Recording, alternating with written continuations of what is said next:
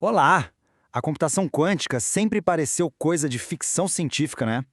Pois é, mas a gente está vivendo um momento em que ela está saindo dos laboratórios e começando a entrar no mundo real. Nos próximos minutos, vamos entender juntos como essa tecnologia incrível está se tornando uma força concreta, pronta para remodelar indústrias inteiras e, quem sabe, até a nossa realidade.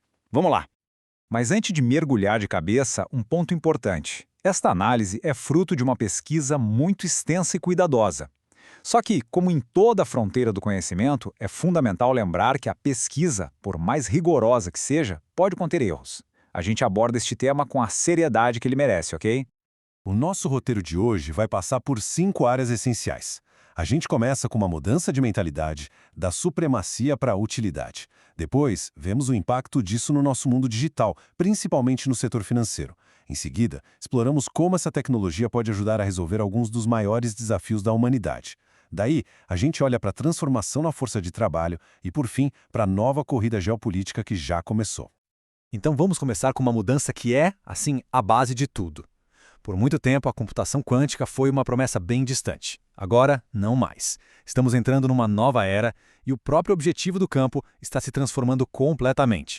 A grande virada de chave é essa aqui. A gente está saindo da era da supremacia quântica para entrar na era da utilidade quântica. Supremacia era basicamente provar um ponto, sabe? Fazer um computador quântico realizar uma tarefa, qualquer uma, que nenhum supercomputador clássico conseguiria. Era uma demonstração teórica. Agora o foco é outro, é utilidade. É resolver problemas do mundo real que fazem diferença para a indústria e para a ciência de um jeito mais rápido ou melhor.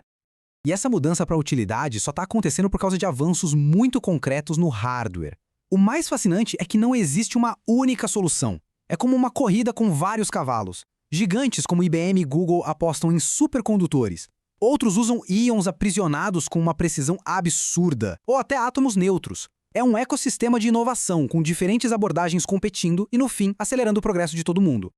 Agora, vamos para um setor que está bem na linha de frente dessa revolução, o financeiro. Para os bancos e as instituições financeiras, a tecnologia quântica não é só uma oportunidade, é, de verdade, uma questão de sobrevivência. E isso nos leva a uma pergunta que, olha, dá até um frio na espinha. Pensa só, toda a segurança que protege nossas transações bancárias, nossas comunicações, enfim, toda a economia digital, será que ela é tão forte quanto a gente imagina? A ameaça é para hoje por causa de uma estratégia com um nome bem direto: coletar agora, decifrar depois. É simples e devastador. Funciona assim: os adversários pegam nossos dados criptografados hoje, guardam num HD e simplesmente esperam. Daqui a alguns anos, quando o computador quântico poderoso suficiente existir, eles podem quebrar essa criptografia e decifrar tudo. Anos de segredos expostos. A boa notícia é que já existe uma defesa global em andamento. O mundo está correndo para migrar para o que a gente chama de criptografia pós-quântica, ou PQC. Em 2024, o NIST, que é o Instituto de Padrões dos Estados Unidos, finalizou os novos algoritmos de segurança. Eles foram projetados justamente para resistir a ataques de computadores quânticos. É uma das maiores atualizações na infraestrutura de segurança digital da história. Mas nem tudo é ameaça, né? A computação quântica também traz oportunidades gigantescas. Algoritmos como a estimação de amplitude quântica, ou QAE, prometem uma verdadeira revolução na análise de risco. Eles oferecem o que os cientistas chamam de aceleração quadrática. Em bom português, isso significa transformar cálculos de risco que hoje demoram a noite inteira para rodar em algo que acontece quase em tempo real. Pensa na agilidade que isso dá para os bancos. Agora, vamos ampliar o nosso olhar. Saindo um pouco das finanças, o impacto da computação quântica se torna ainda mais fundamental, porque ela pode nos ajudar a resolver alguns dos maiores desafios da humanidade, em áreas como saúde, clima e na criação de novos materiais. E a razão para isso é, na verdade, muito elegante. A natureza, lá no seu nível mais básico, é quântica. Nossos computadores de hoje só conseguem fazer aproximações de simulações moleculares. Já os computadores quânticos, bom, eles falam a mesma língua da química e da biologia. Isso permite que a gente passe da tentativa e erro para um design preciso, átomo por átomo. Isso não é papo para o futuro, não. Já está acontecendo. Empresas como o IonQ e a Kipo Quantum, por exemplo, estão usando computadores quânticos para resolver problemas super complexos de dobramento de proteínas. Esse é um passo-chave para a gente entender melhor doenças como o Alzheimer. E outras aplicações, como otimizar ensaios clínicos, prometem acelerar de forma radical o desenvolvimento de novos remédios.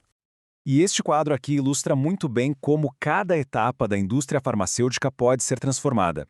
Desde a pesquisa e o desenvolvimento, onde o tempo de descoberta de um novo medicamento pode cair de anos para meses, até a produção, que pode se tornar muito mais verde e eficiente. E o potencial vai muito além da medicina. Alguns especialistas dizem que a gente está no começo de uma nova revolução industrial. Pensa só, projetar baterias de estado sólido muito mais potentes para os carros elétricos, criar materiais que capturam carbono direto da atmosfera, ou até mesmo produzir fertilizantes de forma sustentável, imitando a natureza para reduzir drasticamente o consumo de energia do planeta. Mas claro, para toda essa tecnologia sair do papel, a gente precisa de pessoas. E isso nos leva à dimensão humana dessa revolução, os empregos, as novas carreiras e as habilidades que vão ser necessárias daqui para frente. E aqui a gente tem um número que assusta um pouco. As projeções indicam que menos da metade das vagas abertas em computação quântica serão preenchidas até o final de 2025. Existe um gap enorme de talentos. A demanda está crescendo muito, mas muito mais rápido do que a oferta de profissionais. O pulo do gato aqui não é só formar mais físicos com doutorado. A grande necessidade é de um novo tipo de profissional, o chamado tradutor quântico. Pensa numa pessoa que entende muito de finanças ou de química e que também entende o suficiente de computação quântica para fazer a ponte. É quem vai conseguir conectar os problemas do mundo real com o potencial dessa nova tecnologia. O que a gente vê aqui é uma verdadeira reorganização do mercado de trabalho.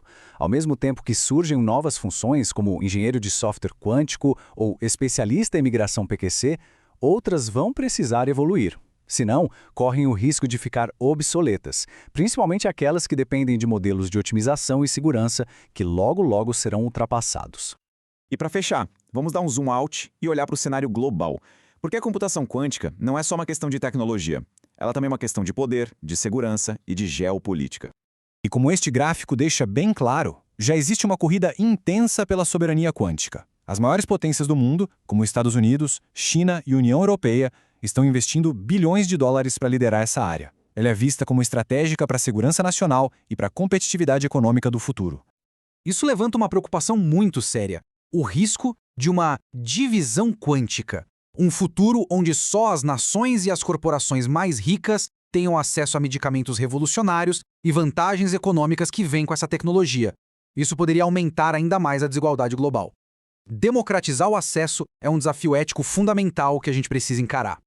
E isso tudo nos deixa com uma pergunta para reflexão. Se a computação quântica vai nos permitir, de fato, simular e entender a natureza no seu nível mais profundo, qual é a nossa responsabilidade coletiva para garantir que esse poder todo seja usado para o bem de toda a humanidade, e não só de alguns? A resposta para essa pergunta, claro, vai ser construída por muita gente. E por falar nisso, a gente gostaria de estender a nossa gratidão a todos os pesquisadores e especialistas que, com seu trabalho, tornaram esta análise possível. Eles também merecem todo o crédito, porque o conhecimento, afinal, não é construído por uma pessoa só, mas por muitas ao longo de muitos e muitos anos. Obrigado pela companhia